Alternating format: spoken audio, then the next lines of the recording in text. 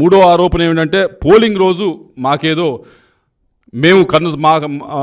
మా కనుసరణలో ఏదో జరిగింది, మేమేదో చాలా ఇన్ఫ్లుయెన్స్ చేసామనే ఒక ఆరోపణ చేస్తూ ఉన్నారు. దాని గురించి కూడా సిట్ వారిని దయచేసి వెరిఫై చేయమంటా ఉన్నాం. నేను ఐఎమ్ రెడీ టు గివ్ నా ఫోన్ డేటా ఇవ్వడానికి నేను రెడీ, కావాలంటే నా డివైస్ ఇవ్వడానికి కూడా రెడీ. మా వైపు నుంచి ఏ విధమైన ఏ ఆఫీసర్కైనా ఏ స్థాయి ఆఫీసర్కైనా ఫోన్లు చేసి మా వైపు నుంచి మేమేమన్నా అన్డ్యూ రిక్వెస్ట్ అడగకూడని రిక్వెస్ట్లు ఏమైనా అడిగితే తప్పకుండా దాన్ని బయట పెట్టాలని చెప్పి సిట్ వారిని కోరుతా ఉన్నాం.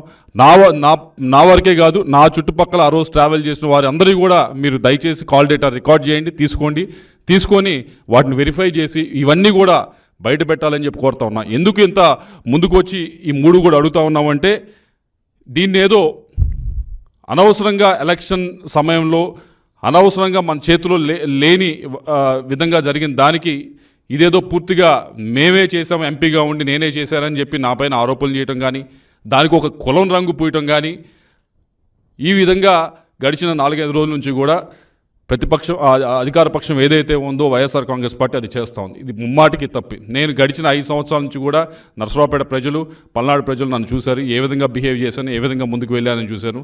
ఎవరైనా మిగతా వాళ్ళు 2+2 3+2 గన్మెన్లు పెట్టుకొని తిరిగారు. కనీసం నేను గన్మెన్లు కూడా నేను వద్దంటే తప్పక ఒక గన్మెన్ ఇచ్చి నాకు ఇప్పించడం జరిగింది ఆ రోజు ఎస్పీ గారు. నేను ప్రశాంతంగా చాలా ఫ్రీగా జనంతో కలిసి తిరగటం జరిగింది. అలా తిరిగే మనిషికి మీరు అనవసరంగా ఇటువంటి ఆపాదించడం అనేది కరెక్ట్ అయిన విషయం కాదు.